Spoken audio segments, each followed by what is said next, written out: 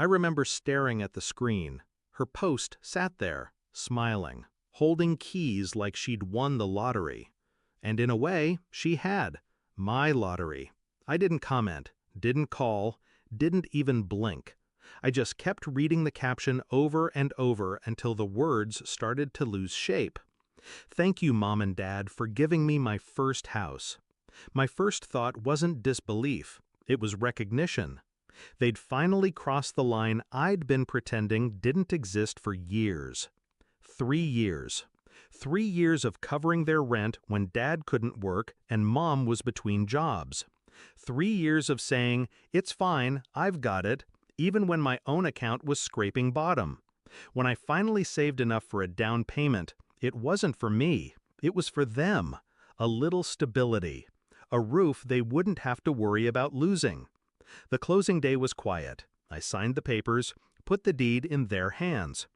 Mom hugged me tight, whispering, "We'll never forget this." Dad's voice cracked when he said, "We're so proud of you." I believed them. Now I know pride can be faked. Gratitude, too. Because 1 week later, my sister, the golden one, posted that photo. The one that told me the house I bought wasn't mine anymore. It was hers. I didn't ask questions. Questions give people time to build lies. Instead, I started collecting facts. County property records are public. It took less than 10 minutes to confirm the deed had been transferred. No sale, no mortgage. Just a gift from my parents to her. I called my bank, checked every payment I'd ever made. Every cent was mine. Every document had my name on it. Until it didn't. I sat with it for a week. Not angry, not crying, just quiet. Because I knew something they didn't. In their rush to give her my gift, they'd made one mistake. A fatal one. See, I didn't just buy the house, I paid the taxes up front. And I never took my name off the insurance. Technically, my name was still on the title history as grantor, and the insurance still listed me as the sole point of contact, which meant the house wasn't untouchable. The plan came together in layers. First, I paid a visit to the insurance company, told them I wanted to update my coverage, better protection, higher premiums. They were happy to oblige.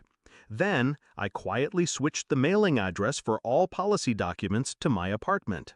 Second, I filed a formal complaint with the county's assessor's office, questioning the legality of the gift transfer. The process would be slow, but that was fine. Slow meant my parents and sister wouldn't suspect anything, until it hit. The final piece was delicate. My sister had no idea how to handle homeownership. The lawn started to grow wild. She left trash cans on the curb for days. So I called the HOA, anonymously. Every violation stacked fines on the property. Fines she thought were my parents' problem. Fines my parents thought were hers. In reality, they were mine. By the end of month 3, the house was bleeding money. The HOA was threatening legal action. The insurance premiums had tripled because of risk factors, and the county had frozen the title transfer pending review of my complaint. That's when I called a meeting. Living room, Sunday afternoon. They were all there, Mom, Dad, and my sister, perched on the couch like a queen. The tension was thick enough to taste. I slid a manila envelope across the coffee table.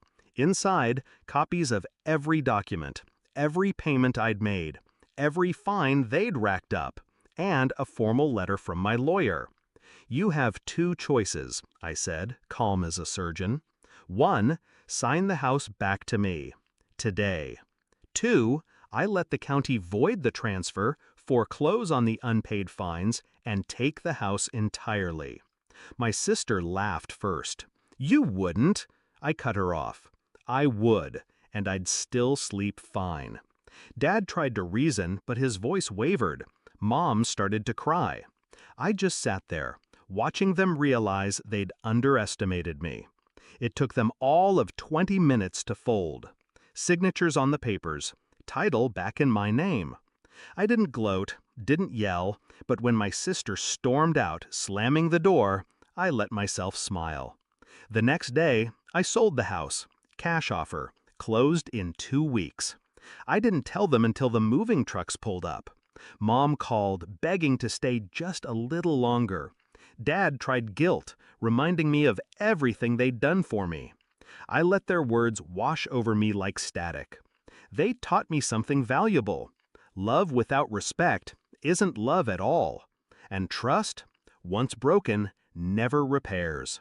When I walked away from that house for the last time, I felt lighter. Not because I'd won, because I'd stopped playing their game. They lost the roof I gave them. I gained the freedom they'd been costing me for years. And that, to me, was worth far more than any house.